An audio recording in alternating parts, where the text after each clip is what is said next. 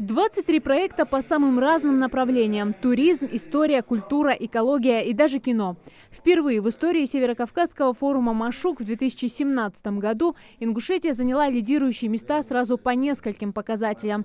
Талантливые и активные ребята убедили экспертов, что их проекты имеют право на существование. На их реализацию было выделено более 14 миллионов рублей. В Комитете по делам молодежи такими успехами гордятся. Но сейчас, по словам специалистов, нужно сделать все, чтобы деньги пошли исключительно на реализацию задуманного. Дирекция форума создает в регионах рабочие группы, которые будут периодически проверять, как идет работа. Мы будем по этому плану проверять вас, то есть что вы сделали в течение месяца. Если у вас есть какие-то субъективные, объективные причины, почему вы не смогли реализовать данный проект, данный календарный план, он должен быть составлен в виде письма. Для того, чтобы мы могли сказать Росмолодежи завтра: да, этот человек не реализовал, он нас проинформировал, мы об этом знаем, мы с этим согласны. Такие встречи в КДМ проводятся периодически. Ребята рассказывают не только об этапах реализации, но и делятся опытом, помогают друг другу. Адам Келиматов на форуме получил максимальные 240 баллов за свой проект «Школа ресайклинга».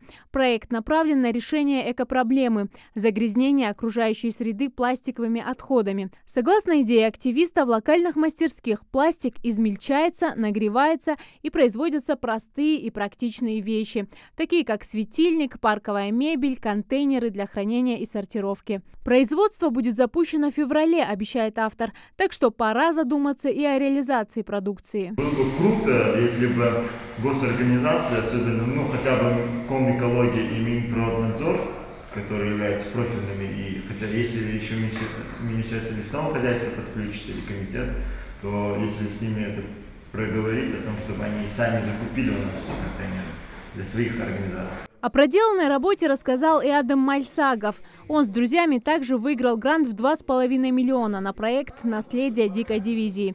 Ребята уже провели экспедиции и собрали архивные материалы, на основании которых будет снят документальный фильм и выпущен журнал тиражом в 200 экземпляров. Мы хотим в рамках проекта подарить один стенд стоимостью около 100 тысяч рублей по Первой мировой войне и дикой дивизии университету, чтобы у нас было в проекте сделать стенд и поставить его чисто на одном мероприятии, на первом показе фильма. И после этого он оставался. А тут мы решили этот же стенд только поставить в университет, чтобы он там 7-10 лет мог стоять. По ходу реализации проекта ребята сталкиваются со многими проблемами. Комитет обещает помочь довести все проекты до конца. Ведь от того, как запустят проекты 2017-го, зависит и судьба следующих участников, которые будут представлять наш регион на Машуке. Есть проблема, когда молодой человек, выиграв проект, потратить он эти деньги начал тратить, но отчитаться правильно, грамотно, составить свой отчет, он здесь немного может ошибиться. Да?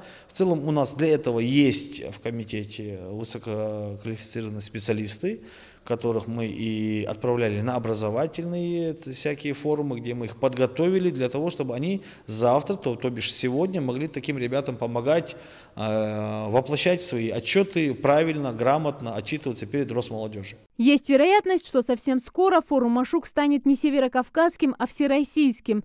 В этом случае конкуренция участников увеличивается в разы. Поэтому тем, кто хочет представить свой проект на Машуке этим летом, пора начинать готовить сани. Зарема Ивлоева, Рахман Цуров, Новости 24.